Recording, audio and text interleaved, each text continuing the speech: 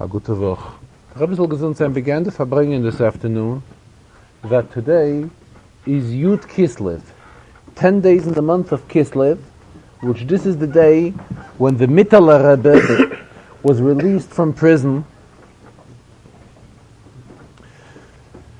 And the Rebbe right away began explaining, and in fact throughout the entire Farbrengen, he kept on referring to the Mittler Rebbe with the title of Rechoyves HaNohor.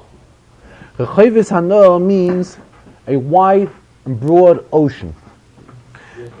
River, thank you. It corresponds to the fact that each one of the Rabbeim is explained, Friedrich Rebbe Siches, and the Rebbe Zalgazon referred to it at many occasions. Each one of the Rabbeim represent one of the Spheres, beginning from the Alter Rebbe with Spheras HaChochma. The Alter Rebbe, Spheras HaChochma, so it's his son, the Mittler Rebbe, is Spheras HaBina. And we know what Chassidus teaches us, that whatever is in Chochma, it is only in a Nekuda. It hasn't, the thought is standing in a very, it is not explained yet. All we have is the idea, the thought. Comes Bina, here is where it is explored, and it's explained at length, and it's explained properly. Sai in Eichos, as the Rebbe stressed today, as well as in Kamos.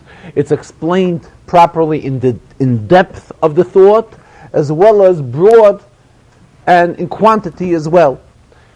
And this particularly corresponds to the Mittler Rebbe's personality, because it is known that the Mittler Rebbe said a lot of Chassidus, and a tremendous shufi, a tremendous amount of Chassidus. The Alter Rebbe, on the other hand, is known for saying very brief mamorim. But Alter Rebbe, everything was very brief, and again, this corresponds to the concept of Chachmah. The Mittler Rebbe, on the other hand, it is the idea of Bina, because the Mittler Rebbe said at length the way his saying was in such a way, and his writing was in such a way. For those that would look into the Mittler Rebbe's writings of Chassidus, we will find that his way of explaining in Yonim is also in a very long way. Pages upon pages for a maimah. As opposed to the Alter Rebbe, whose mamorim are by far much shorter and briefer than the Mittler Rebbe's. So, the Mittler Rebbe has a shaykh to Spheras HaBina. And this lends itself to the expression of Rechoyves HaNohor. So, throughout the Farbrengen, from the inception, throughout the entire Farbrengen, whenever the Rebbe was referring to the Mittler Rebbe, to the Bala Geula, he used this way of referring to him, besides by the title of the Mittler Rebbe, the one of Rechoyves HaNohor. Yud Kislev has a very obvious, now let us get back to the Indian. Yud Kislev has a very obvious shayches to Pada B'Shalom Nafshi. And here the Rebbe says, we know that the Alter Rebbe writes that his Geula came when he was in the middle of reciting Tilim, and he was up to Pada B'Shalom Nafshi. Because on that year when the Alter Rebbe was released from prison, Yud Kislev came out to be on a Tuesday. This was by the Alter Rebbe because he said the extra special Tilim, of Tilim the way it is divided according to the week. And the way Tilim is divided according to the week, we have Kapitel Nun Hey in Tuesday's Tilim. So on that year, Tuesday, the Alter Rebbe was saying Tehillim in this way, as it is divided according to the week, and therefore he was saying Pada B'Shalom Nafshi, this capital as well. And here the story goes, as we all know, that as he was reciting the words Pada B'Shalom Nafshi, that his soul was released in peace, that is when he was notified that he will be released out of prison. However, the Rebbe says, the shayches of the Mittler Rebbe's release to Pada B'Shalom Nafshi is a yet stronger one. Why? Very obvious, the Rebbe says. Though from the Alter Rebbe, we have it in his own writing, how he tells us that he was in the middle of reciting this kapitel, and this is when it happened. And from the Mittler Rebbe, we do not have such writing. However, Yud Kislev is 10 days in the month of Kislev. For those that recite Tehillim, as we do today, every day of the month, a couple of kapitlach, on Yud, we always have Pada B'Shalom. Here the Rebbe says we come to a concept which is Negei LaHalacha. In halacha, there's a question, Tadir, Ushe'enoi Tadir, Tadir Koidem. Tadir means something that is constant. And something that is not constant, the one that is constant has a preference, has a preference above the one who is not constant. Same thing here. Yutes Kislev, we don't always recite Pada B'Shalom Nafsh, because Yutes Kislev is not bound always to come out on a Tuesday. However, Yud Kislev always comes out on a Tuesday, on Yud. And in Yud, we always have to, regardless what day of the week, on Yud, we always recite Pada B'Shalom Nafsh.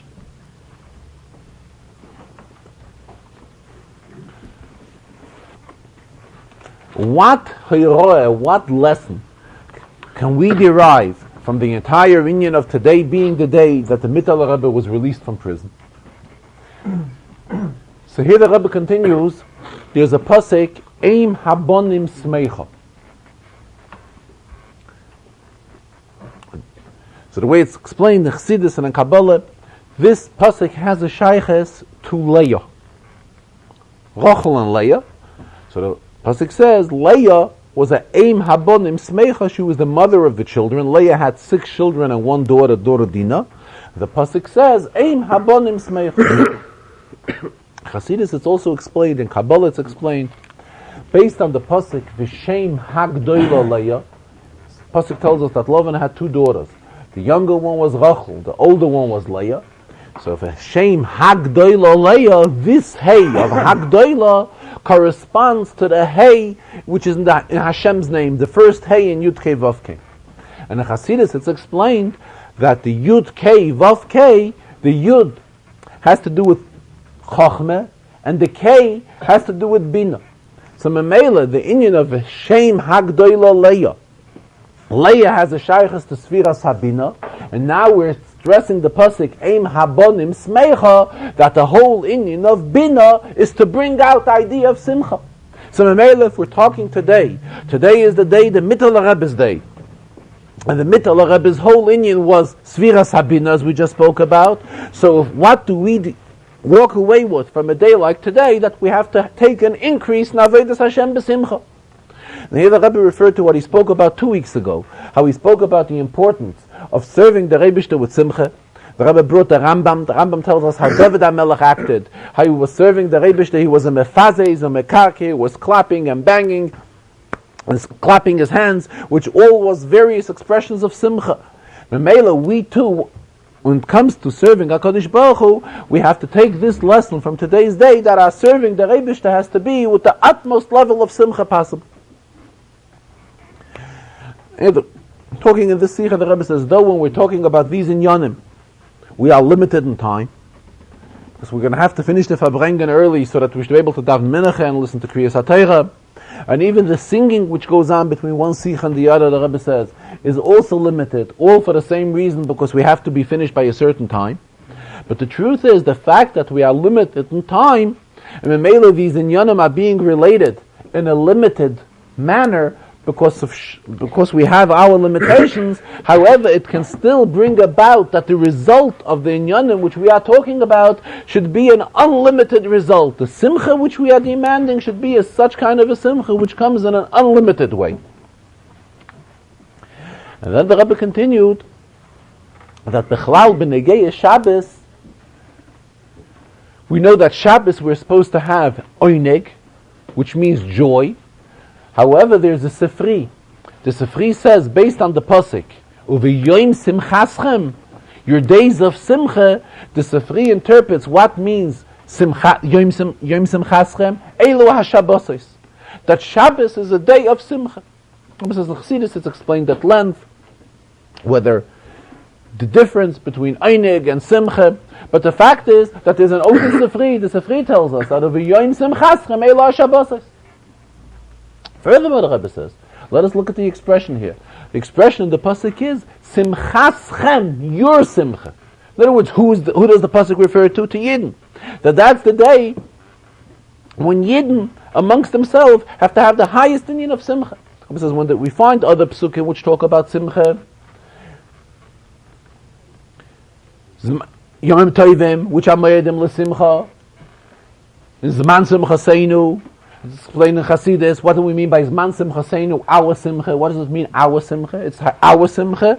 plural simcha. It means the simcha of the Rebishter, the simcha of the Yidden. Yidden rejoice with Hashem, Hashem rejoices with Yidden.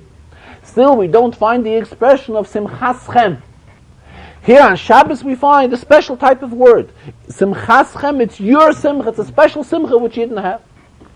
How much more so is it that when Yud Kislev falls out, not on a regular day of the week, Yud Kislev falls out on Shabbos, so it's definitely that we have to have an inyan of simcha with it.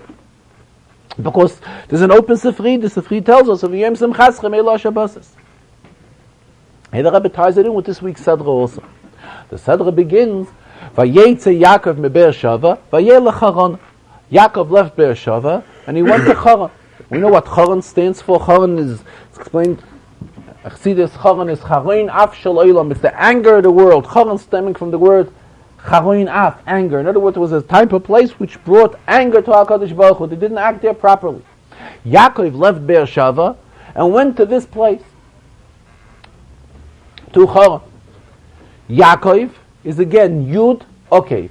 Yud, it's explained in Chassidus, stands for, again, the inyan of Chochmah. In the Kudas HaChochmah, when something is in a very minute way, it's in a Kudah, it's a point. This is what letter Yud is also. It's one little point. Put down one little point, we already have the letter Yud. What does the Pasuk here tell us? Vayetze Yaakov. Yaakov went out of himself. In other words, Yaakov expanded from being in the Kudas HaChochmah, Yaakov expanded into Bina. So again, we have the same concept, what we're talking about, the Indian of the Mittel Rebbe, and we know that when Yaakov left Beersheva and went to undertake this task that he left to Haran, in other words, Yaakov went to uplift the people of Haran. So Yaakov went out of himself, where he was only in the Kudas HaChochmah, and he went into an inyan of a Rechoives Hanor, into an inyan of Bina, and Yaakov also went with Simcha. This we find Rashi right away tells us that he went with a tremendous amount of joy. So again, because in order for one to succeed, when one's leaving an area of Beersheva and he's coming into an area of Haran, he wants to utilize an influence in Haran and change Haran, that Haran should no longer be a Charoin Af Shel Olam. When could he be successful when his approach is in a way of Vayetze Yaakov mi Beersheva? He's going with an Eifim Shel Simcha. The Rebbe kept on stressing how Simcha is very important in Avodas Hashem. Interesting, when the Rebbe was talking about the Mittel Rebbe, the Mittel Rebbe was so broad and huge in the inyan of understanding Chassidus and spreading Chassidus and teaching Chassidus, relating Chassidus to others and so forth. The Rebbe says that one may think that if the Mittel Rebbe was such a harchave, in other words, so bright, then it probably had an effect on his Gashmiyas as well too.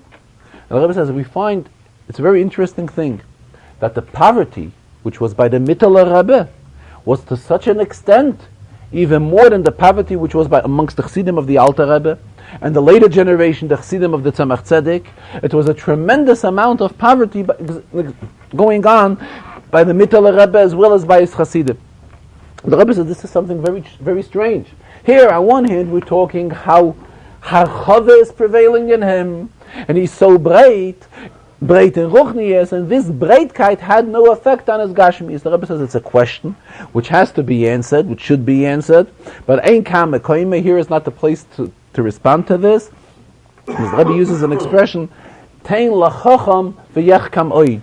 Leave it up to a chacham, and he will in his clever way grow in his cleverness and find a way out on this as well.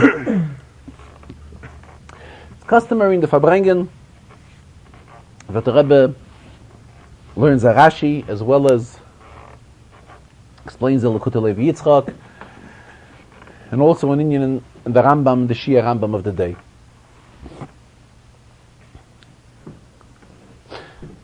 The Rebbe also spoke another Inyan which he spoke about today, was being that we know that the Mittel Rebbe, as we just spoke, who was so interested in spreading Chassidus and taught that much Chassidus himself,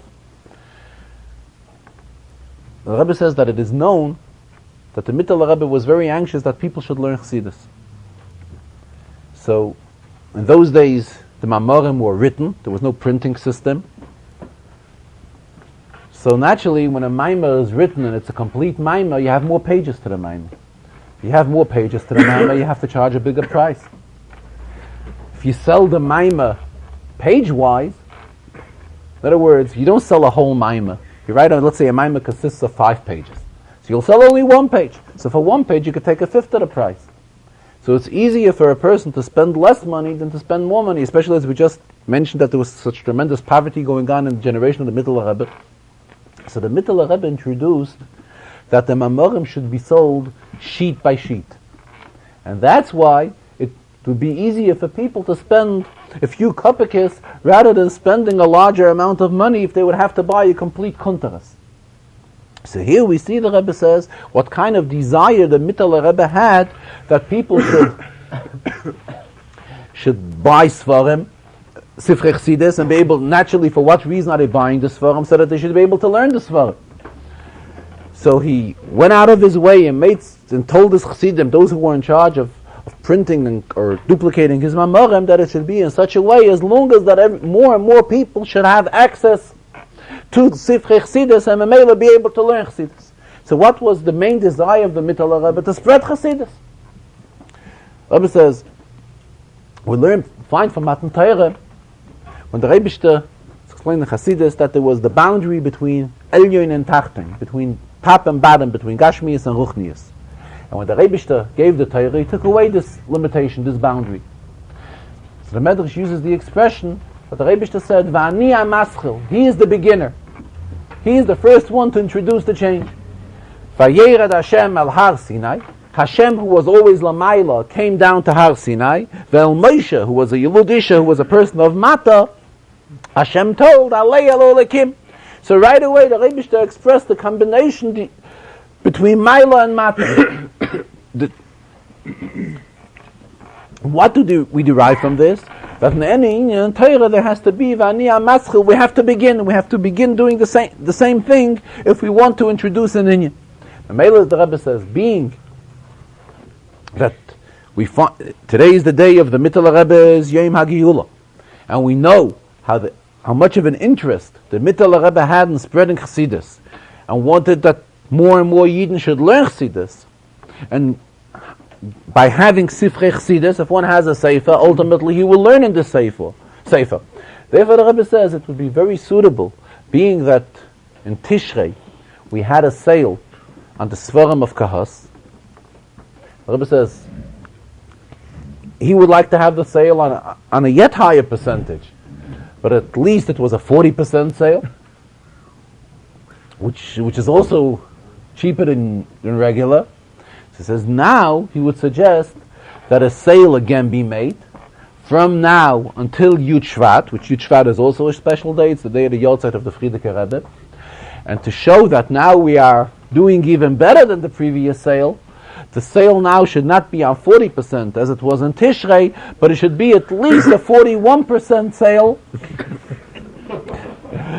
So that again should give people an opportunity to buy Sifrei Chassidus and have an access to Sifrei Chassidus. And Mamela, when we will have these Svarim and have them in our homes, we will not only satisfy ourselves with having the Svarim in our homes, we will definitely put them to use and learning ourselves and learning with other people. Here the Rebbe said that there's a tremendous inyan in learning with another Yid, a Chavrus type of learning.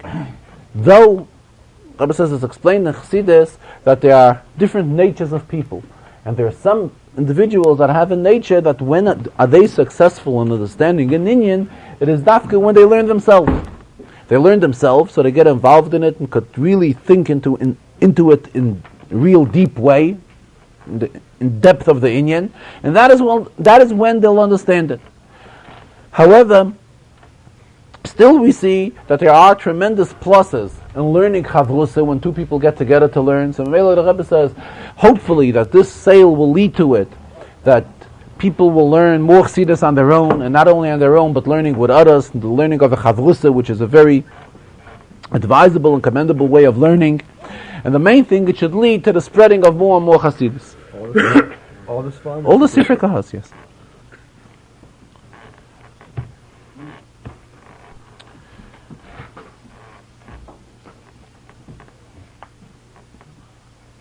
As usual, the Rebbe also spoke an inyan in the Rambam, in today's Rambam.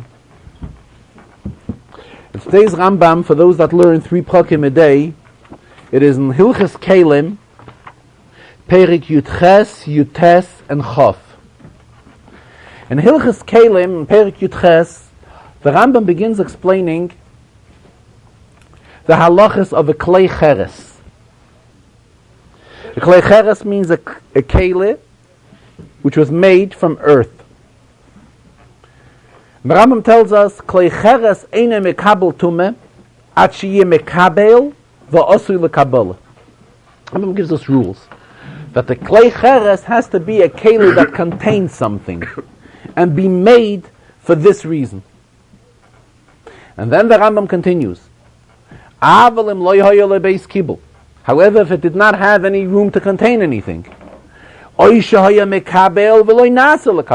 may have been possible that this dish, this vessel contains, however, it was not made with this intention.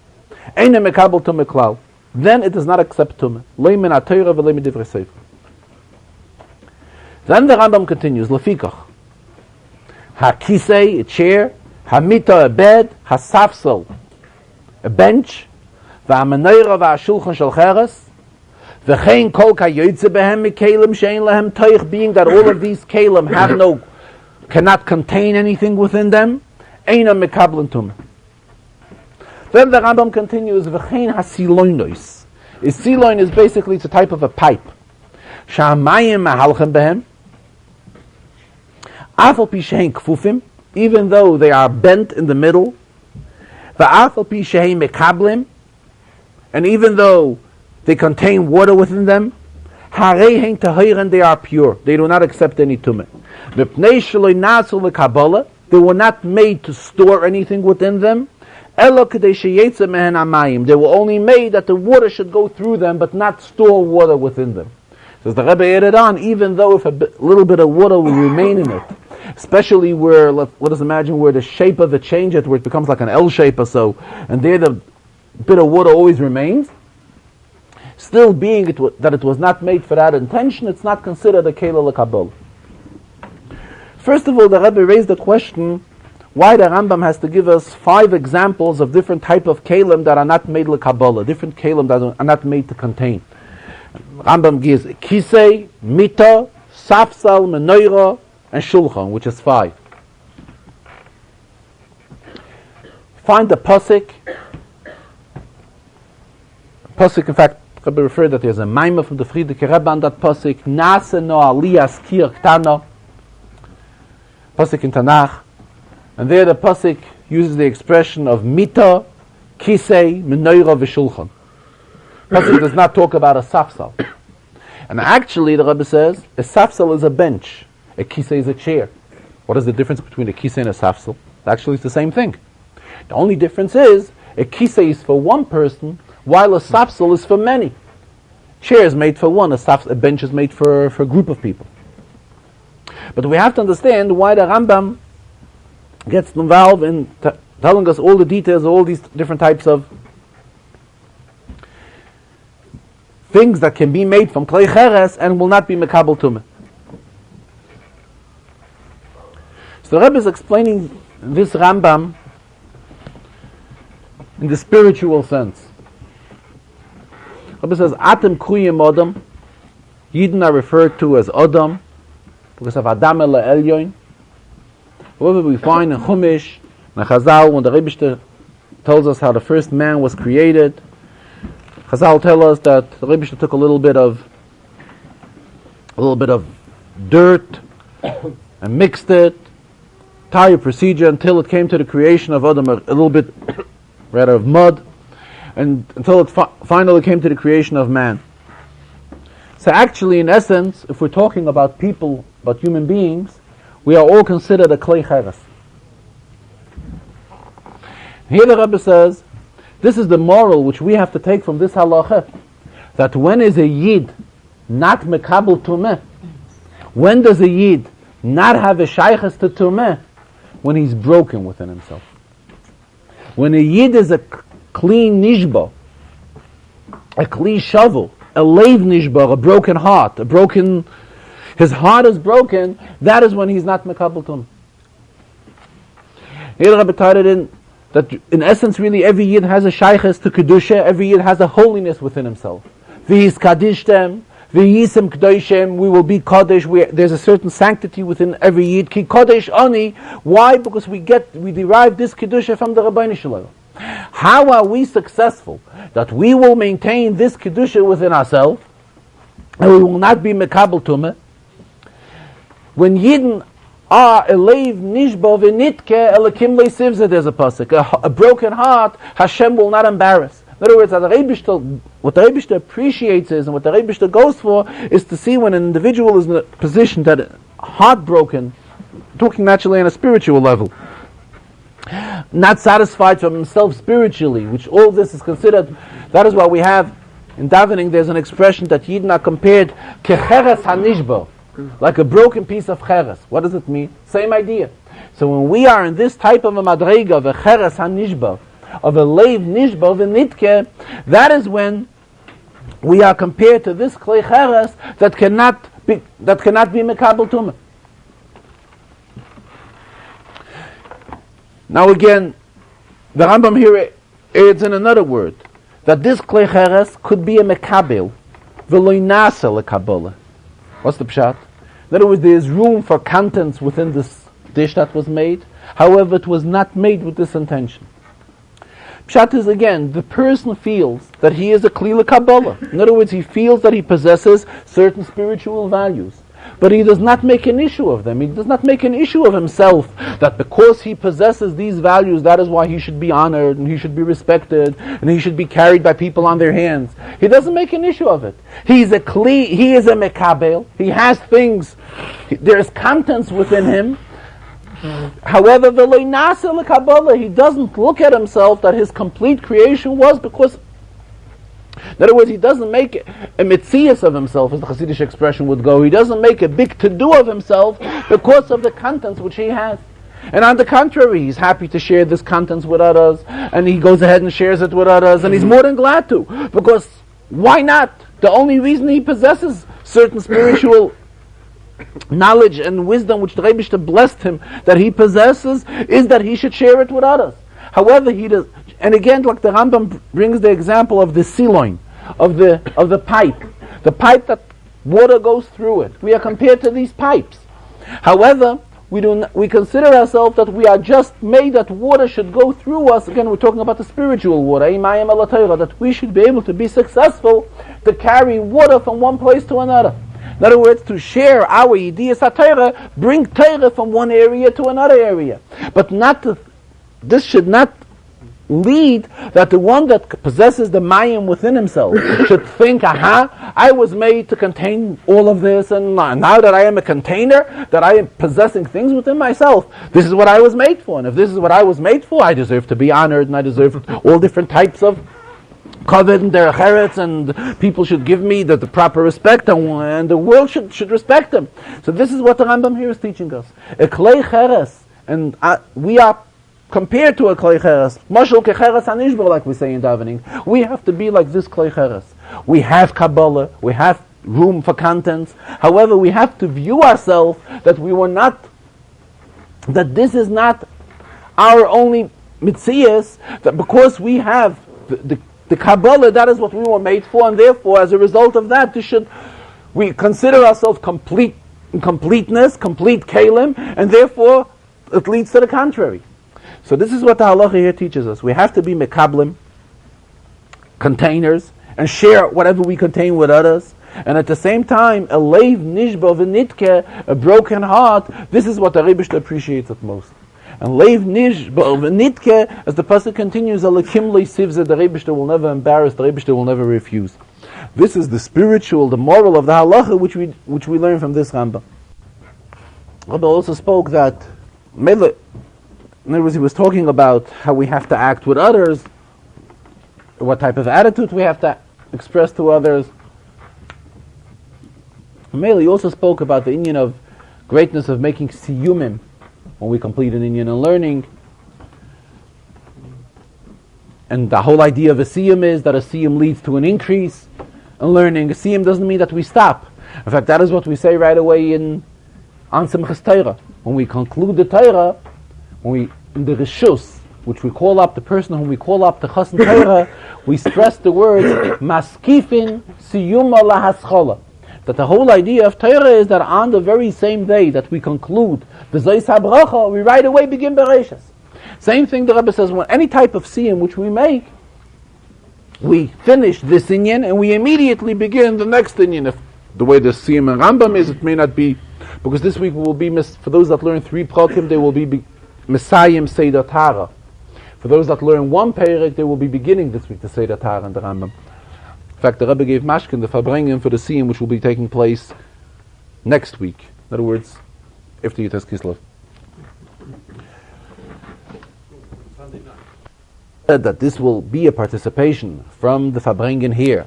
This isn't a Farbrengen which is in this Beis HaKnesses. The Mokim Beis HaKnesses is a Mokim Shemegadlin by Torah and a Mokim Shemegadlin by Tefillah, and especially this Beis HaKnesses where the Frierdiker Rebbe lived in this building for the last 10 years of his life.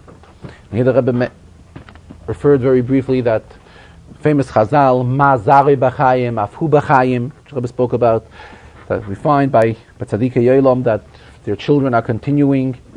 It's considered like they are still B'Chayim. Particularly, Benegir, the Frierdiker Rebbe, he is Oymed L'Mayla and Ma'ira Rachmim for all of those that are close to him and all of those that are going in the Derech HaSheheranu, in the way which he has taught us. The Rebbe is taking a special interest in them and seeing to it that they receive bracha, begashmiyes, uberuchniyes, and bane, chaye, and mezoine, and in kulhu, in all of these areas it should be in a way of revicha to the fullest extent and to the fullest of our needs in each one of these areas. As it's customary, the Rebbe also learned a Rashi in this week's Sedre and Pashas Vayetze.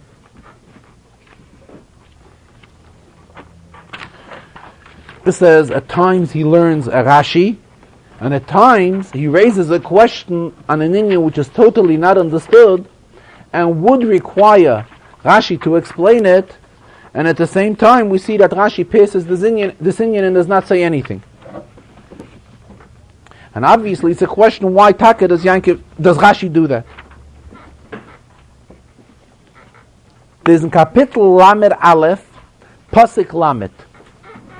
The Torah here is telling us how Yaakov and his family decided to leave Lavan, and Lavan realized what has happened. So Lavan ran after them, and Lavan uses the expression the Torah tells us, Va'ata, and now, Halei chalachta, you have gone, Ki nichsef nichsafta, you have desired, Lebeis avicha, you had a desire to your father's house, Lama ganafta salakoi, or salakoi, could probably say, why did you steal his getchke? What, Rachel took along, Rachel took the trofim, and Lavan is debating with Yaakov. Rebbe says we have a klal in pasuk. Wherever the pasuk uses a double expression, it means that there's an extra stress. Halech halachta, you have gone. So halech halachta would be fitting if the expression would be you have gone many times. Inyan would be you have gone many times. Then fits to use the expression halech halachta. For example, the Rebbe brought an example. We find in the Torah the pasuk, Pasayach tiftach es yotcha. You should open your hand to another man. What's the pshat Pasayach tiftach? Open your hand not only once, but many times. In other words, a word that is repeated stresses that the inyan should happen or happened, whatever we're talking about, many times. The Rebbe also brought a pasuk in Bereishis by the Eitzadas. Also, it is an expression, Ochel Toichlu, I think.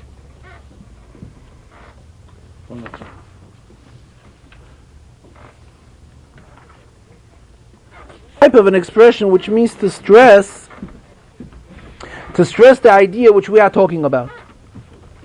Here, we don't find that Yaakov went away more than once. He's going. He set himself out on a journey and he's going. Mele the inyan of nichsef nichsafta. Yaakov had a desire, lebeis aviv. He was homesick. He wanted to get back to Yitzchak. So it could be his desire was a very strong one. He had this desire for many years already. So that is why the pasuk uses the expression nichsef nichsafta. It's not stam a desire, it's a very, very strong one. However, what is the haloi halachta?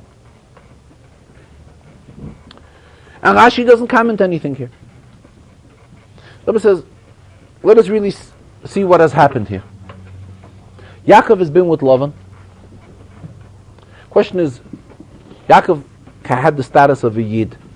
What kind of status did Lavan have?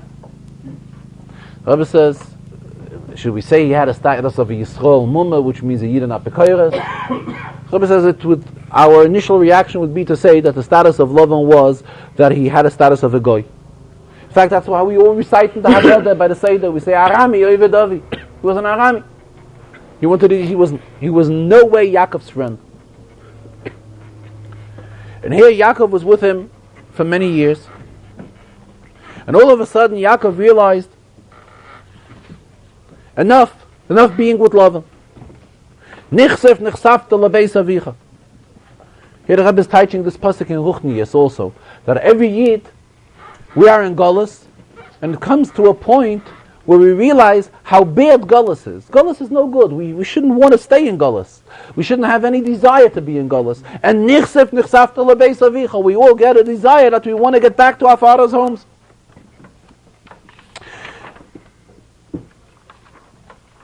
Rebbe brought a pasuk,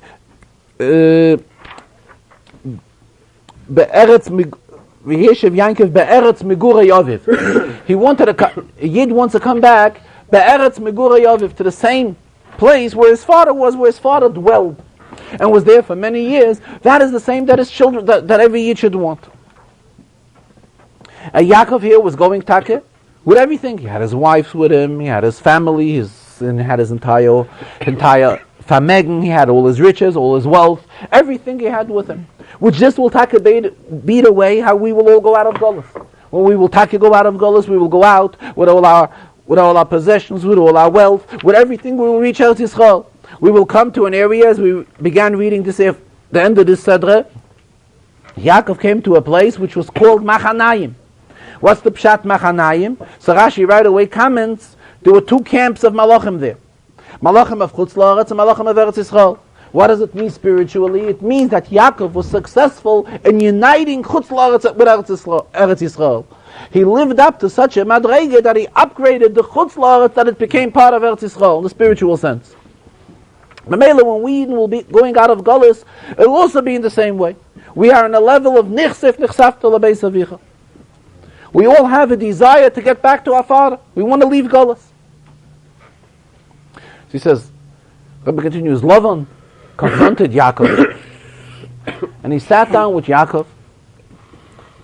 As the expression, Rebbe uses the expression, they sat down by a round table, which means they sat down by a table of negotiations. And Lavan tells Yaakov, listen Yaakov, Habonim bonai, v'abononis bnoisai, whatever you made by me. I was so nice to you all these years. All the money that you earned it all through me. Why are you running away? And especially in such a way to run away. Not even to tell me, not even to consult me. You pick yourself up and you run away. True, nichsef nichsafta lebeis avicha, you have a desire to your father's house, but is this the way to treat me? Haloi halachta, you're with me not from yesterday, you spent quite a few years with me. You came to me, you wanted to work for me for free. I didn't want to let you. I was nice to you. Rabbi elaborated how this conversation was going on between Lavan and Yaakov. It was many, many years ago. More than 14 years ago. And you came and you were so successful by me. So, the pshat in the pasuk, haloi halachta, is because Yaakov really wanted to go. He wanted to go many times already. In fact, after all the children were born, Yaakov wanted to go, and then he spent some more time there, and he spent more time. So that is why haloi halachta is the stress. He went once, but his desire to go has been a very long one. So Lavan is telling him, you want to run away from me, what for? Why do you want to get away from me? Is it that bad? Is it that bad by me? Why do you want to go away? Halach halachta, for so many years you're walking around with the thought that you want to leave me. Because of nichsef nichsafta lebeis avicha, because of the desire you have that you want to get back to your father's home. And then he added on, lama ganafta salahai. So the emes was that Yaakov went, and he left him in a very successful way, to the extent, as the Rebbe expressed himself, that the Ufaratzta was fully Mekuyim in Yaakov. He went and he was very successful, and the Pasuk says, Vayifrei tzaish moed moed. So on the other hand, another question arises now. The question arises now, why Takeh didn't Yaakov leave Lavan earlier? Yaakov knew so well what Lavan was. Yaakov had this strong desire to nichsef nichsafta, to get back to his father's home, Be'eretz Megurei Aviv. Why Taka did he sit with a Lavan for so many years? Why Taka? But what was Yaakov's figure? Why was it that Yaakov agreed to it? To sit with Lavan for so many years? Halach halachta. The pasuk is first telling us that halach halachta, he wanted to go. He wanted to go earlier. He wanted. Why Taka didn't he go? So the Rebbe concluded, this is how he concluded the Farbrengen. The Rebbe says, being that we're hoping for the coming of Mashiach, and when Mashiach will come, it's going to be Tchiyas HaMeisim, and when there will be Tchiyas HaMeisim, Yaakov Avinu will also be there. So we will definitely have a chance to approach Yaakov, the Rebbe added on, b'seiva panim yafes, in a very cordial way, and ask him, why Taka didn't he leave Lavan earlier? And we will definitely get a response from Yaakov, also in a way of b'seiva panim yafes, in a very cordial way, that Yaakov will respond back to us and tell us why Taka didn't leave Lavan earlier. And with this, the Rebbe concluded the Farbrengen. A good Tavach.